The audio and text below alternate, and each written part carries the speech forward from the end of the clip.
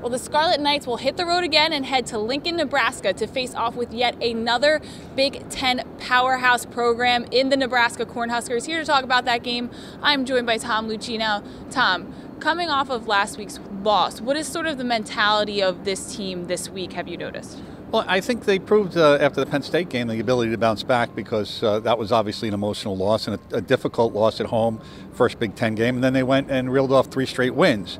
So this team has proven its resiliency, and the problem is that this is a very daunting challenge in the sense that you're going to another storied program, another big sellout crowd, and an offense that's very dynamic. I mean, this is going to be one of the best offenses Rutgers has seen all season.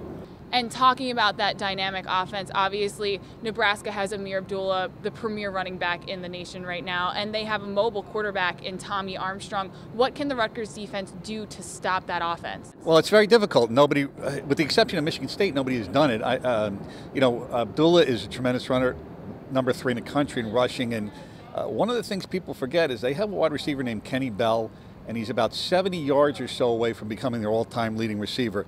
And when you say that at Nebraska, you're talking about Johnny Rodgers. Now, you're probably too young to remember Johnny Rodgers, but he won the Heisman in '72, and he's probably one of the greatest players in the 1970s. Just a dynamic college football player. So when you're approaching that kind of territory, you're talking about somebody special. And they have the elements, Taryn, just like Ohio State did last week. Running quarterback, difficult to defend, great wide receivers, and a star running back. It makes it a challenge. What can they do to stop them, though, do you think?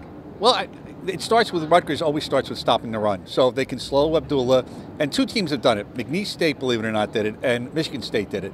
So if you start there and you force Tommy Armstrong to throw the ball a little more than maybe he wants to, that's where you have the advantage. And you can't ignore Nebraska's defense either. What can Rutgers offense do to get past them, get into the end zone, score some points? Well, I think Coach Kyle Flood touched on it today. He said he wanted a faster start. They didn't start quickly against Ohio State.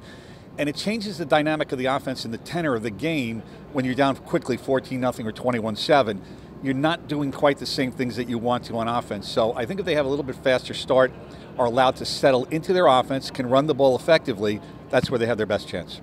Well, thank you so much, Tom. That game, of course, will be on ESPN2. It will air at noon Eastern Time. From the Bubble with Tom Luicci, I'm Taryn Hatcher.